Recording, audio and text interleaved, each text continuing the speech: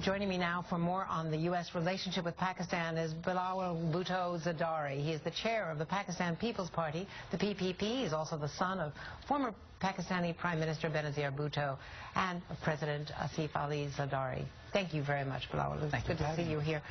First of all, what really crossed my mind in seeing what has happened to Dr. Afridi is your mother, whom I knew and who was widely respected here in the United States.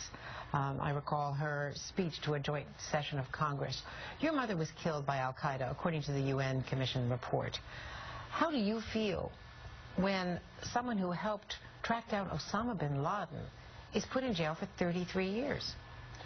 Unfortunately, Andrea, that anyone collaborating with foreign intelligence, even of a friendly country, anywhere in the world, that's a crime. Look at the case of Jonathan Pollard here in the United States, where a U.S. court convicted him for life imprisonment for spying for Israel. At the same time, Pakistan has suffered egregiously from these terror bombings, these killings.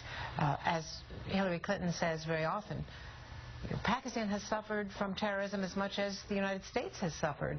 So why wouldn't you view this man's work something that's honorable? And why wouldn't Pakistan explain who are the people who helped cover up for bin Laden being there for so many years, hiding in plain sight? Well, we have an independent judiciary. Actually, the democratic government of Pakistan restored an independent judiciary for the first time in our history. And it's up to them to, whether I wanted him out or not is irrelevant. I can't put pressure on the judiciary to decide either way. As far as to the explanation as to why Osama bin Laden was in Pakistan, we formed a commission on that, and I have full faith that they will come to the truth of the matter and we'll find the people responsible if, in fact, they are in Pakistan.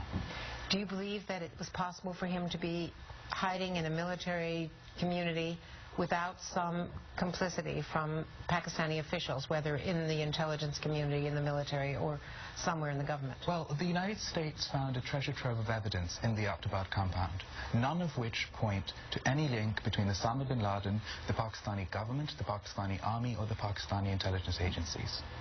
Now, the other big issue, which has caused quite a division between the U.S. and Pakistan, your father, the president, was asked to come to the NATO meetings. At the same time, it was expected that there would be an agreement there on reopening the supply lines to and from Afghanistan, critical military supply lines. Well, once he got there, he did not get a one-on-one meeting with the president because that agreement did not materialize. And there's a lot of concern that the demands from Pakistan for payments really amount to extortion for these trucks going in and out. Well, my father received an unconditional invitation to the NATO summit, and he attended.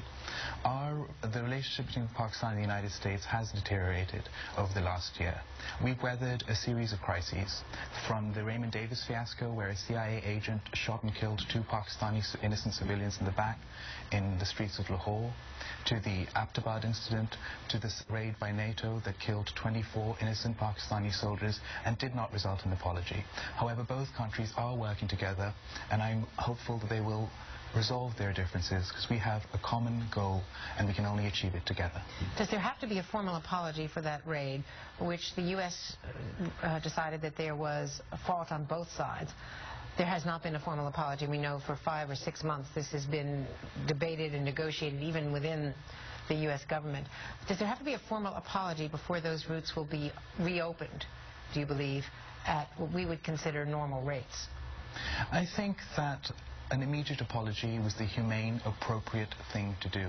I'd like the American public to consider what their reaction would have been had 24 American soldiers been killed in such a way on the border with Mexico. I think an apology would have been appropriate. Is it too late now? It's never too late for an apology, Andrea.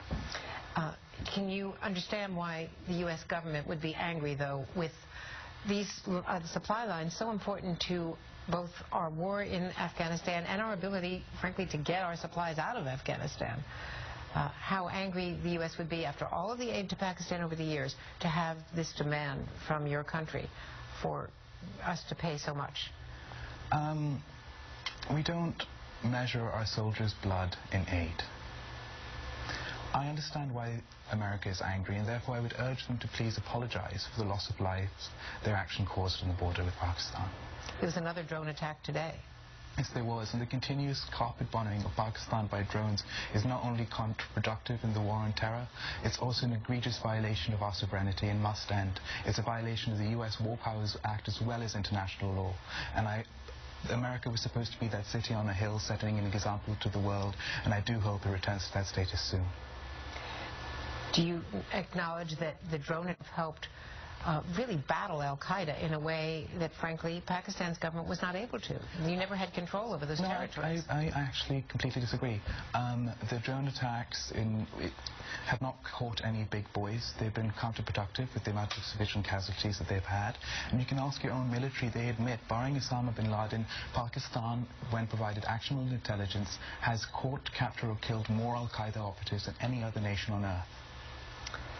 Well, it is very, very nice to meet you, and again, we thought highly of your mother, and of course there's a lot of respect for what you've been trying to do in Pakistan on human rights, so thank you for being with us today. Thank you very much, Andrew. And